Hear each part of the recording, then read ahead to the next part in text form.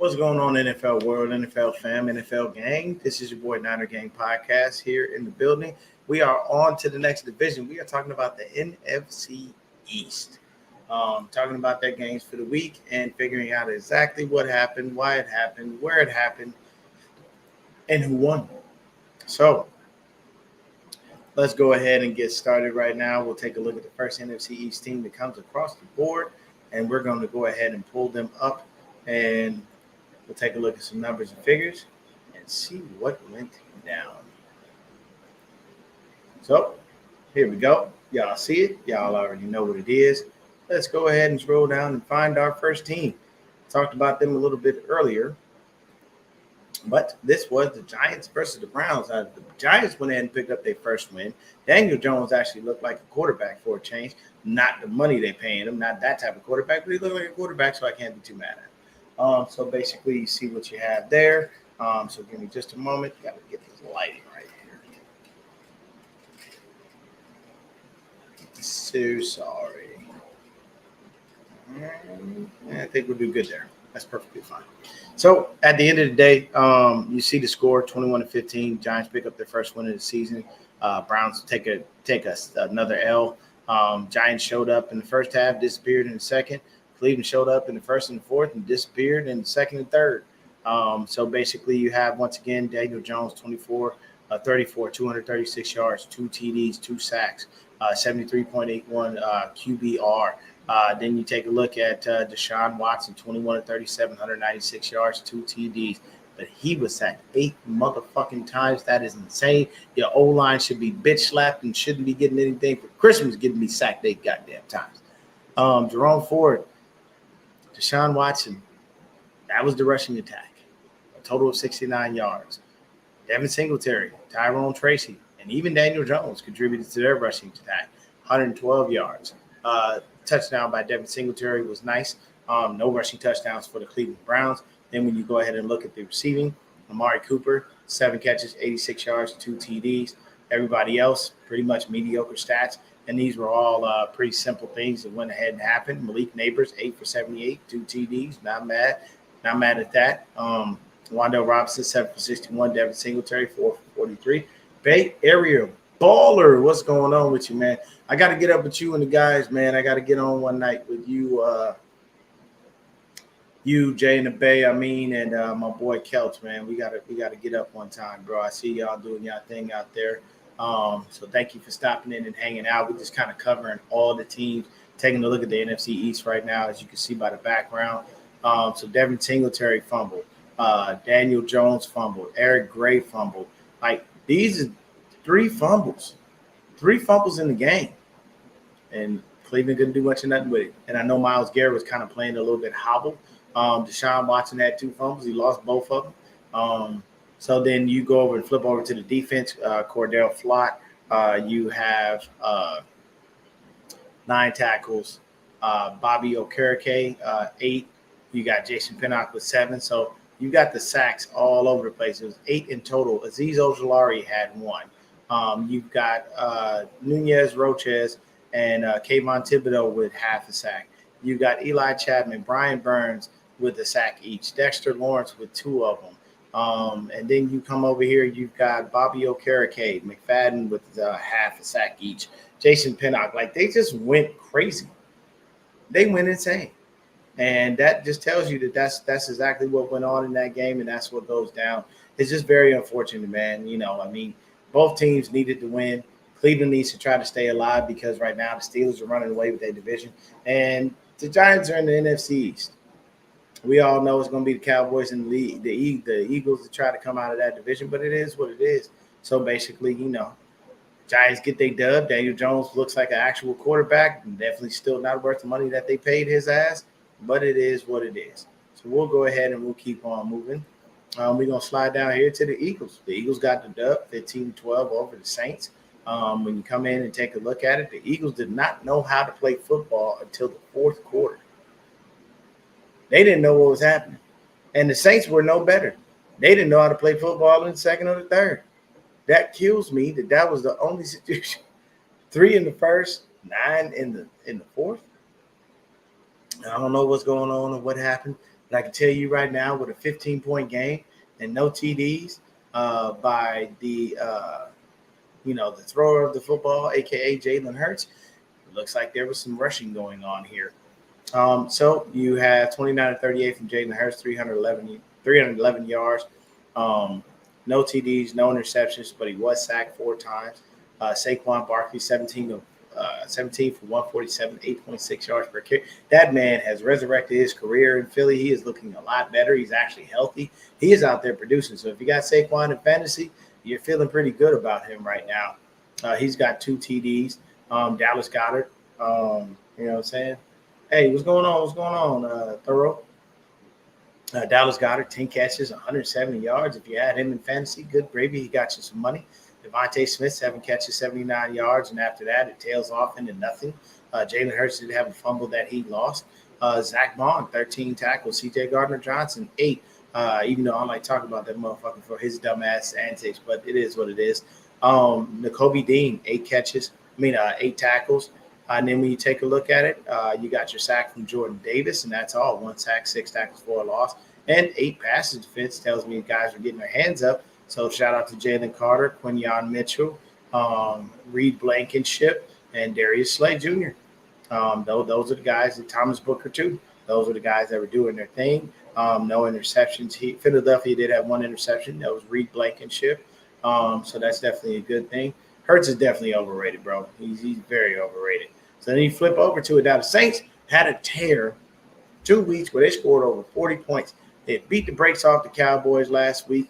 The week before, I forgot who they played, but they scored overabundance of points. And it was crazy, man. Just insane shit. So take a look at it. Derek Carr, 14 to 25, 142 yards.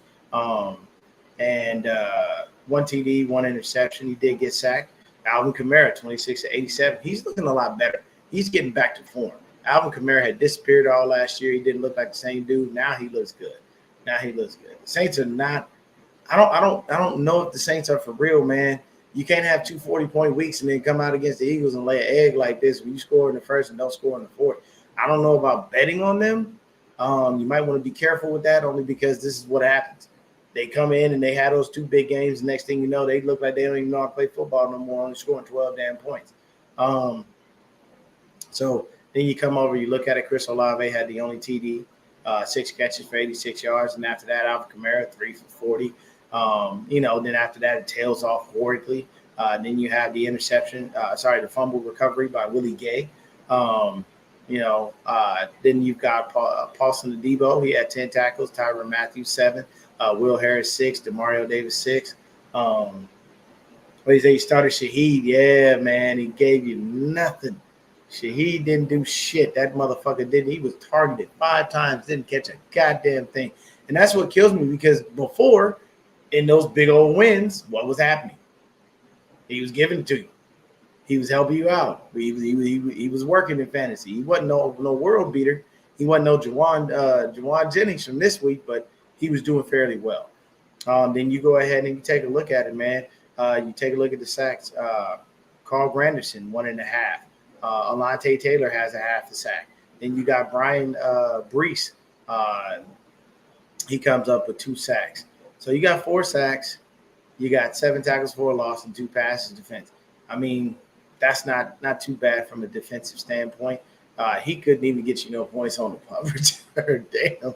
He screwed you over, man. I feel bad, bro. He screwed you over big time. But that's basically how it works, man. Saints come in, the Philadelphia Eagles go into New Orleans. They get the dub. They go ahead. They go to 2-1. And you see the Saints are 2-1 now. They were 2-0 to start the season. But we're going to move on, man. It definitely was a rough start for them when you take a look at it. So we saw the Eagles and the Saints, and we're going to keep going. We already talked about this game earlier with the AFC. But the Cowboys versus the Cowboys coming in versus the Baltimore Ravens. Ravens went into AT&T Stadium and beat the Cowboys. They scored in every quarter except the fourth, and the Cowboys scored in every quarter except the third. And it looks like the only quarter they knew how to play football was in the fourth because that's when they scored 19 points, making this a game rather than them not screwing themselves and looking so bad. So when you take a look at it, man, just understand it for what it is. Lamar Jackson threw the ball 15 times. They ran the ball 45 times. The Ravens did what they were supposed to do in the beginning. Run the ball. That's what your identity is. We all know Lamar can throw the ball. That's not a question. We're not questioning that. What we are questioning is why you would make him throw the ball more than 15 times. In the first couple of weeks, y'all was out there trying to throw the ball around, doing all this dumb shit. Y'all come in, remember your identity, remember you picked up a monster in Derrick fucking Henry, and what happens? 274 yards in total rushing. 151 by Derrick Henry, 87 by Lamar Jackson, 2 TDs from Derrick Henry, 1 from Lamar. What else do you need? The Ravens have a stellar defense. The Ravens have a great run offense.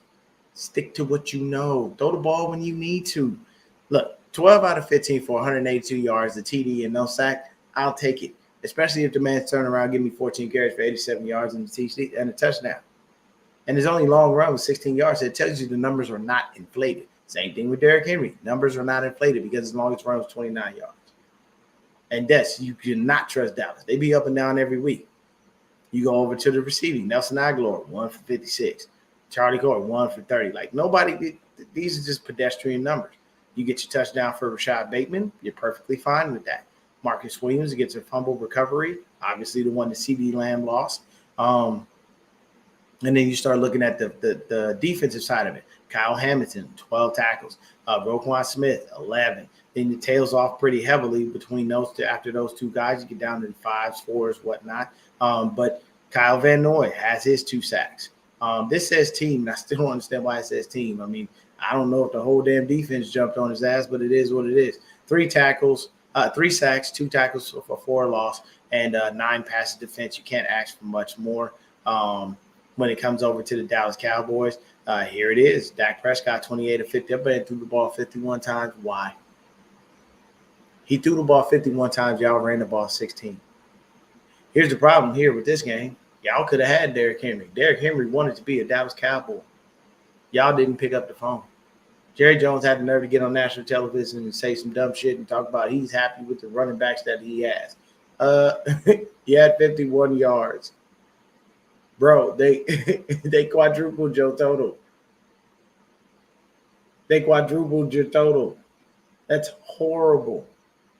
Yeah, and see, there you go. Yeah, there it is. Trey Thurl telling me right there. CeeDee Lamb going to be out this week too.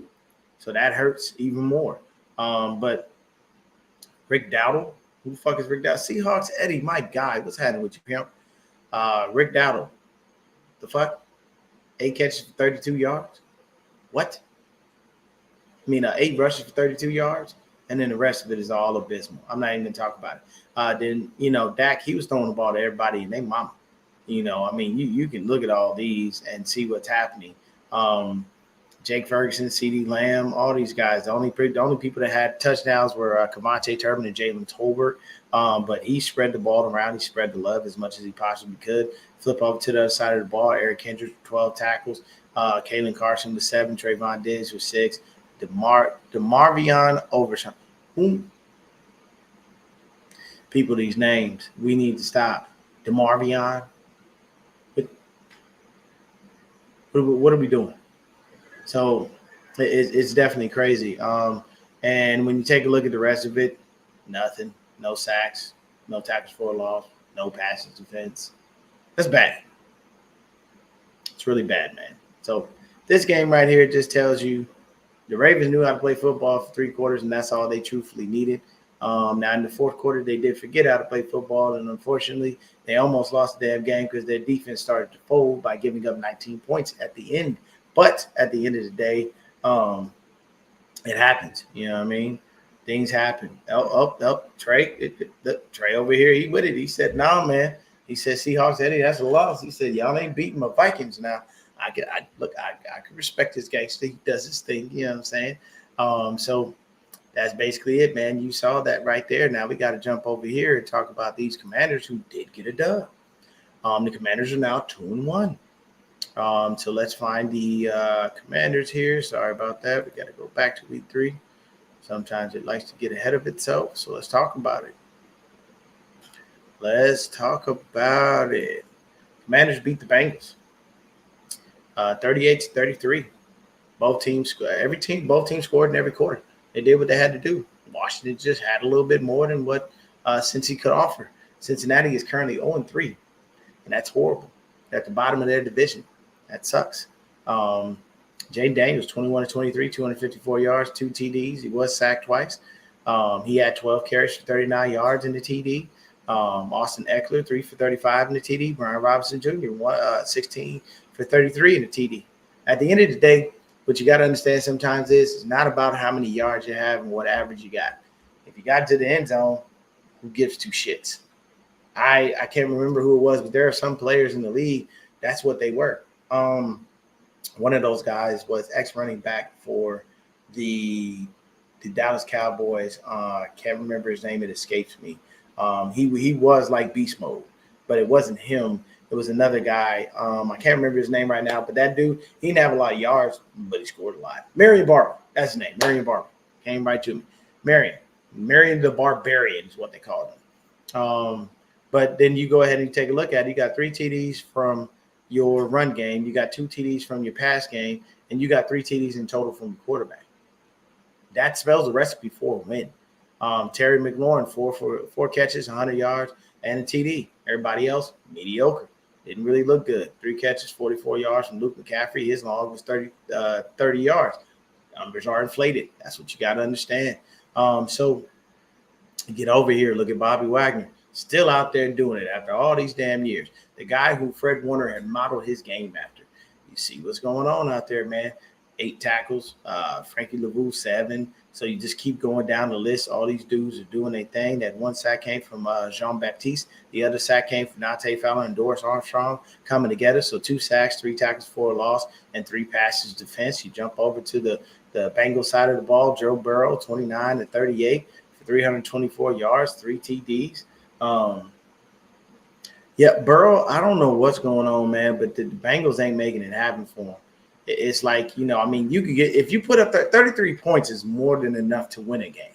But when you give up 38 and when you consistently let the other team outscore you, it looks like they only got outscored in the second and the fourth. I'm sorry, only in the second quarter. But just basically, these teams come in and do their thing. And yeah, Joe Burrow is out there looking like Eminem in the beginning of his career, trying to struggle and look for Dr. Dre to get his tape so he could actually do something and not have to be worried about throw up on his sweater, mom's spaghetti, and all that shit. Chase Brown, 7 carries, 62 yards. Zach Moss, 12 carries, 58 yards, 1 TD.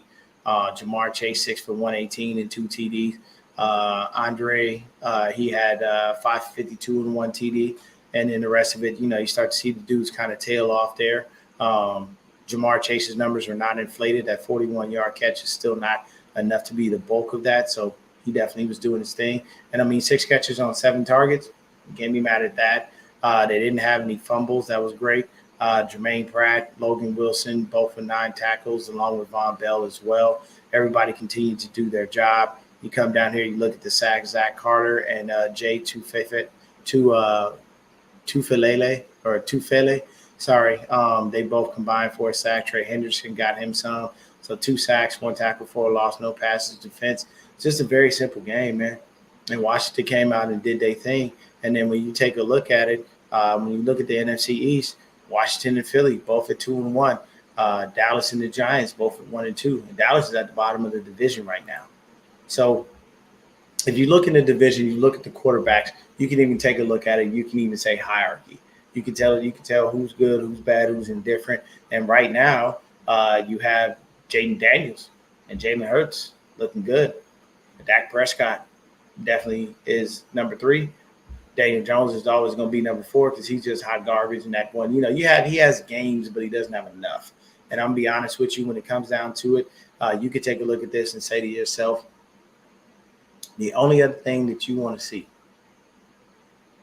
from the Cowboys is for them to actually win and win playoff games. The thing you want to see from the Eagles is you may want to make sure they don't implode. The thing you want to see from the Giants is anything that looks like they have signs of life. What do you want to see from the Washington Commanders? Continue to play good football. Jaden Daniels looks like he was a viable asset over there. So these things happen, man. But those are the things that go down. And that's basically everything that we had for the NFC East. What I'm going to do in this video is I'm going to cover the final games, any games that I have not covered as of yet, and see if there's anything left that we do need to speak in reference to. We had the Lions and the Cardinals, and I think that was the last game outside of the Niners and the Rams, and I've already talked about that. So I'm going to even throw them in here just because, we'll finish this off, and then I'm going to finish up with these videos pretty much for the day. And then next week, I'm going to change up the format. We'll go ahead and just do a whole thing on a whole league. It'll probably be maybe an hour, 2 hours long, depending on what the situation is. But we'll make it work. So let's go ahead and share the screen. And we're going to give y'all the final game of the Week 3 2024 season. This is Lions and the Cardinals. Lions and the Cardinals. So Cardinals go ahead and pick up the dub. They were here in Arizona, where I am currently at, 20-13. Lions knew how to play football in the first half and just stopped figuring out what offense was in the second half, while the Cardinals figured out how to play in every quarter but the third. And it doesn't look good when you score only three in the second and 3 in the fourth. Nothing in the third. That's not going to help you win no games, okay? 13 points. You may win a game like that, but if you do, it's a low-scoring game, and that means defenses were balling out of control. So let's take a look at it. Jared Goff, 18 for 23, 199 yards, 2 TDs, 1 interception. He was sacked twice. You look at the rushing, 23 for 105 from David Montgomery. He had a TD, 16 for 83 from Jahmyr Gibbs. He had 5.2 yards per carry. So what does that tell you?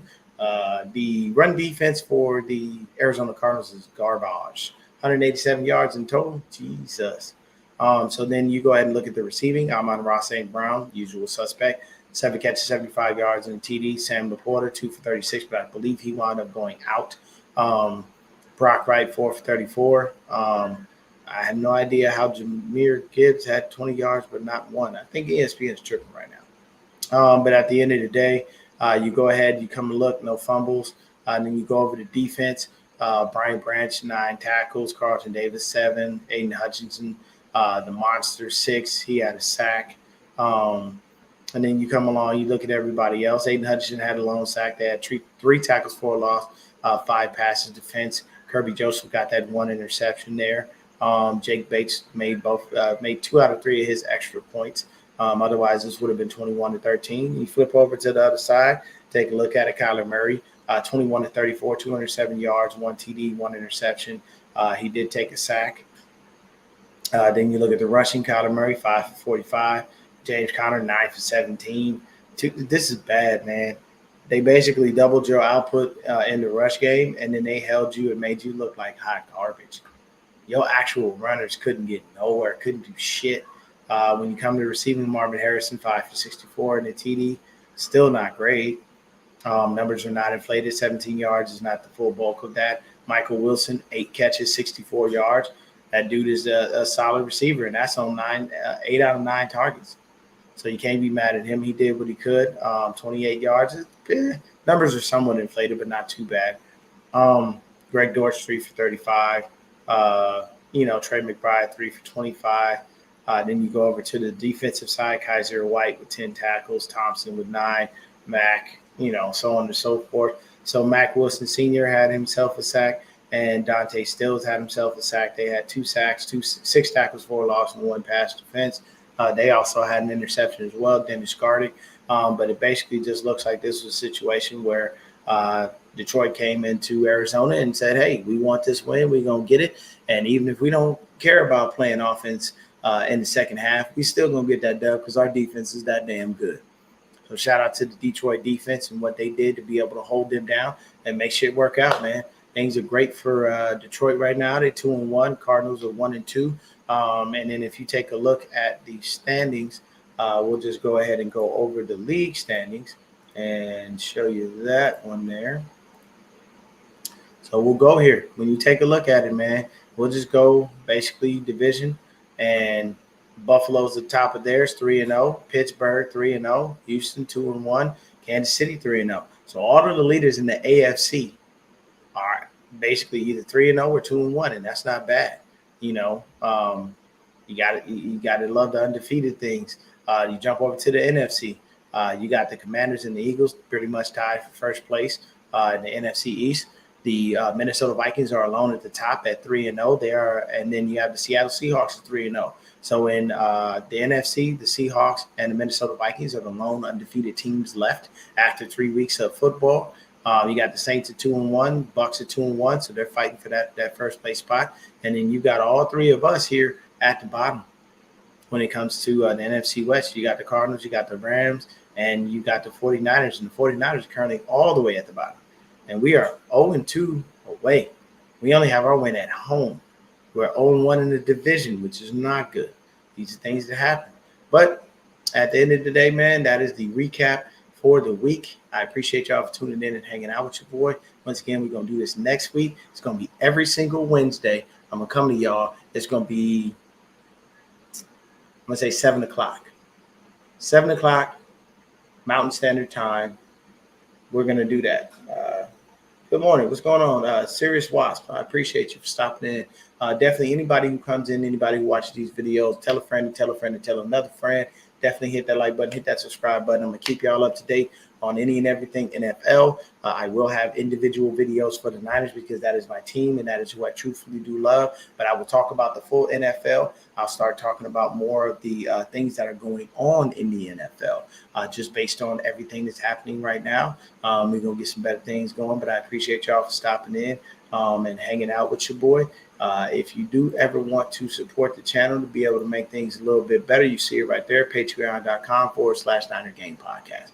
That's what you can do to be able to support the channel. You give whatever you can give, man. I ain't telling nobody they got to give more than anything. You know, if you want to give a buck, give a buck. You want to give 20, give 20.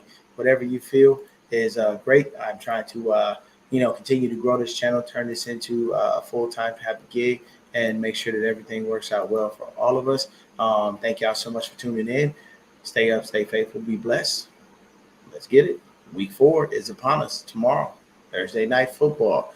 And that will be, let's take a look and see. Thursday night football goes down tomorrow, and I have somebody on my squad that's possibly going to start. So that's what's going on. So Thursday night, Dallas and New York. Thursday night, September 26th. Dallas Cowboys travel to New York to face the Giants. So this is a nice little divisional rivalry. It's going to be a good game. It's at MetLife Stadium in East Rutherford, New Jersey.